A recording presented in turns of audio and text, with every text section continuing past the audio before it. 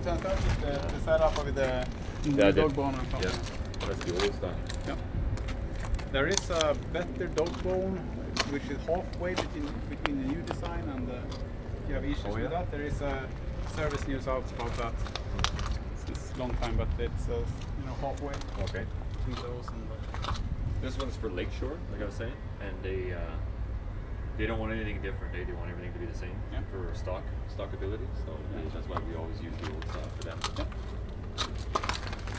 I understand that.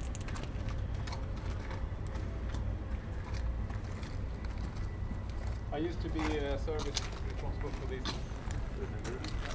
1020 is designed basically the 1030 with all the